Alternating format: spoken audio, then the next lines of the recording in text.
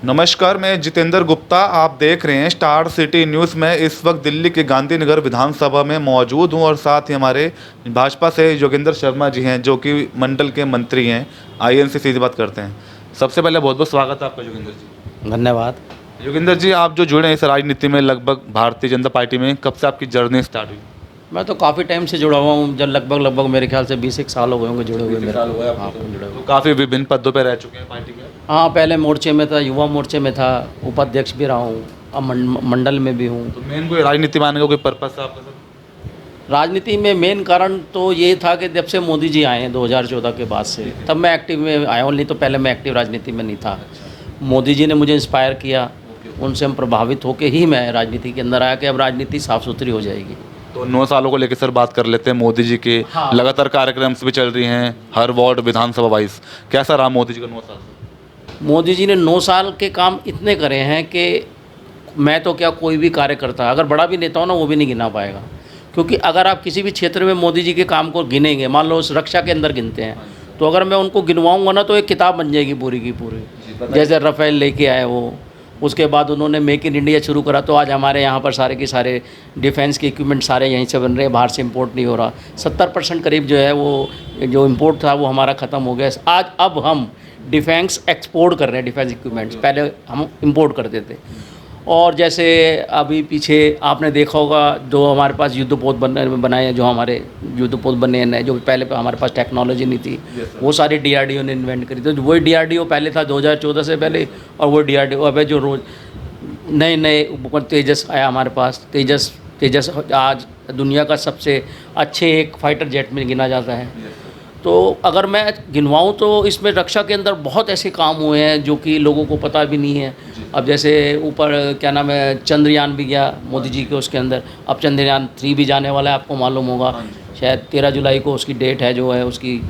तो मोदी जी ने रक्षा के काम में अब उसमें ले जाओ, आप हेल्थ केयर में ले जाओ। कोविड में देखो मोदी जी ने, अगर कोविड में मोदी जी नहीं होते तो शायद हिंदुस्तान का बहुत बुरा हाल होता।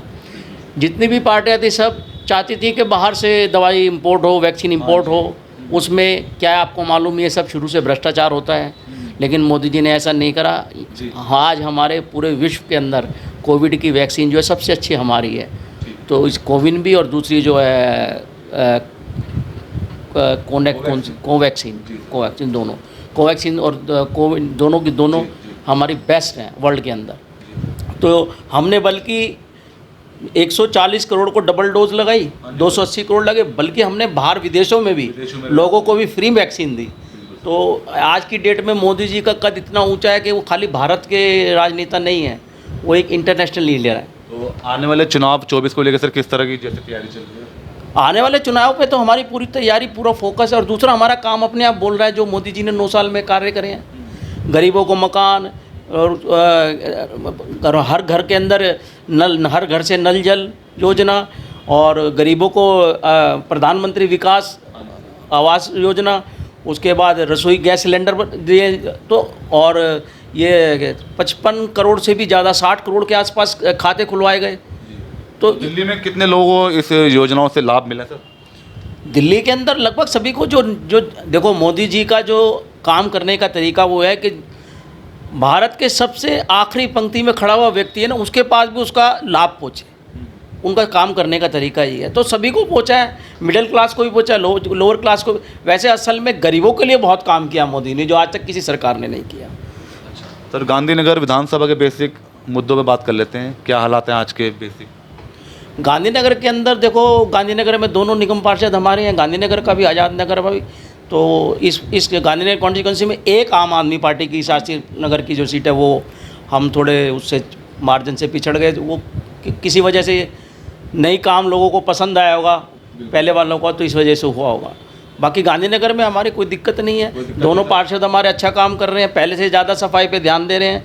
बल्कि आज़ाद नगर की जो हमारी नीलम जीतू चौधरी जी हैं, जो अभी बनी हैं, वो तो सुबह उठते के साथ ही सबकी क्लास लेना शुरू कर देती है, खुद निरीक्षण करती हैं। वो 2 गाड़ी उन्होंने और एक्स्ट्रा चलाई हैं कूड़े उठाने की, जो गली में जाती हैं। हाँ जी। कर्मचारियों की बढ़ोतरी सर? कर्मचारियों की भी बढ़ोतरी करी है, कर्मचारियों की क्लास भी लगती है और शिकायत भी सुनी जाती है। डायरेक्ट नंबर दे रखा है उन्होंने। कुछ भी अगर आपके फ़ोटो खींचो सीधा उनके पास चली जाती है और उसके ऊपर तुरंत कार्रवाई होती है। और आगे किस तरह की ज़रूरतें हैं सर इस आज़ाद नगर क्षेत्र को लेकर बात करें? आज़ाद नगर क्षेत्र के अंदर सफाई वगैरह व्यवस्था तो सब अच्छी हो ही रही है। नॉर्मली हाँ, पानी जो है, पानी पे भी ध्यान दे रहे हैं। जहाँ लाइन जो ख़राब है, गलत है, गंदी हो गई है या मतलब जो बंद हो गई है, उन पे कार्य चल रहा है। सीवर का काम चलेगा आगे। थोड़ा सीवर की दिक्कत आ रही है, बारिशों में जो पानी भर जाता है अब उसको भी देखने का कार्य हो रहा है कि उसको सड़कों को सुधार कर रहे हैं ताकि पानी वहाँ पर ना रुके। सर आपका किस तरह का जुड़ाव है? आप एक समाज सेवक भी कर रहे हैं, तो क्या क्या सेवा दे रहे हैं आप? जो सेवा किसी के लिए भी कोई भी हो, कोई आ जाए हमारी सेवा के लिए, कोई कहे हमें बच्चे का एडमिशन कराना है या किसी को कोई दिक्कत होती है, परेशानी होती है, या आशा वर्कर्स के जो है उनके वो हमारे पास आके बता देते किसी गरीब की मदद करनी हो, शादी में या किसी में, किसी के पास पैसे ना हो तो हमारे पास जो प्रधानमंत्री योजना है आपने सुना होगा, क्या नाम है, जो अभी चल रही है, शायद दिल्ली में भी अब लागू हो गई है, पहले नहीं थी। तो इसीलिए जो भी काम जैसा भी है हम कर सकते हैं, अपनी तरफ से पूरी कोशिश करते हैं। किसी संस्था से जुड़े हुए हैं आप, मतलब राजनीति से अलावा? राजनीति के अलावा से एक एनजीओ से जुड़ा हुआ था पहले, लेकिन अब वो थोड़ा जब से राजनीति में आए तो वो एनजीओ छोड़ दी, लेकिन पहले मैं एनजीओ में जुड़ा हुआ था। फुल टाइम दे रहे हैं आप राजनीति में? हाँ, राजनीति में जो संगठन का जो भी कार्य मिलता है उसको पूर्ण रूप से करते हैं। बिजली के सर बढ़ते दामों को लेके आप कुछ कहना चाहिए? देखो, बिजली के दाम से तो देखो अब वो केजरीवाल की है ना, जो केजरीवाल जी जो है हमारे चीफ मिनिस्टर साहब, उन्होंने कहा था बिजली फ्री देंगे, और सबको पता है कि सबसे महंगी इस टाइम बिजली दिल्ली में है, और अब उन्होंने फिर 10% के करीब बिजली बढ़ा। उसके लिए हम काफ़ी उनको मतलब धरना प्रदर्शन भी कर रहे हैं, लेकिन देखो करते तो कुछ है नहीं, वो काम करते नहीं, उनको तो फीता काटने से मतलब है। अपना जहाँ भी काम होता है वहीं पहुँच जाते हैं, अपना कैंची लेके पहुँच जाते हैं फीता काटने के लिए। और भ्रष्टाचार के उनके केसेस चल रहे हैं उनके ऊपर, 2 मंत्री उनके जेल में हैं।